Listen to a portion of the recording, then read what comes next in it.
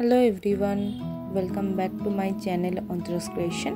আজকে তোমাদের জন্য নিয়ে চলে এসেছি একটা অন্যরকম ভিডিও। তো বাড়িতে অনেকদিন ধরে দেখছিলাম কোকোনাট সেল ছিল, তো মাকে বলেছিলাম যে তুমি রেখে দেবে, আমি কিছু তৈরি। তো অবশেষে আজকে একটু টাইম বার করলাম নিচে থেকে, তো বার করে তোমাদের জন্য একটা ভিডিও করে নিলাম।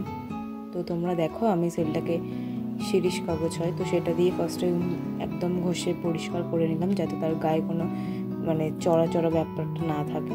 তো তারপর একটু পেন্সিল নিয়ে নিলাম, নিয়েও তো সেটাকে মেখে নিয়ে তো আস্তে আস্তে আমি এটাকে দেখো বা একটা কচ্ছপ তৈরি করতে চাইছিলাম। পেন্সিল দিয়ে আমি কচ্ছপের মুখটা করে নিলাম।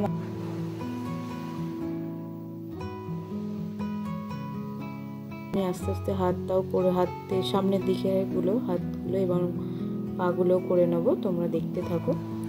আর তোমরা যারা যারা এখনও আমার চ্যানেলটাকে সাবস্ক্রাইব করোনি, তো তোমরা নতুন নতুন ক্রিয়েটিভ কিছু আইডিয়া পাওয়ার জন্য আমার চ্যানেলটাকে অবশ্যই সাবস্ক্রাইব করে দিও।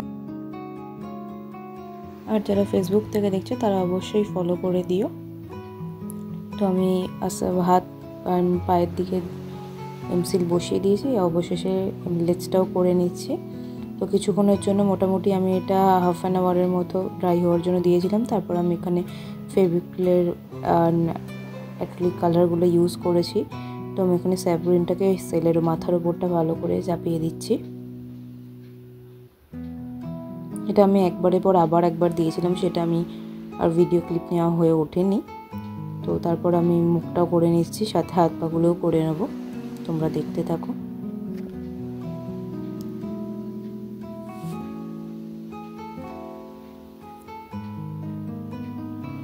তারপর আমি ডার্ক গ্রিন দিয়ে উপরে সেলের উপরে যে কচ্ছপের এগুলো থাকে, তো এগুলো করে দিচ্ছি।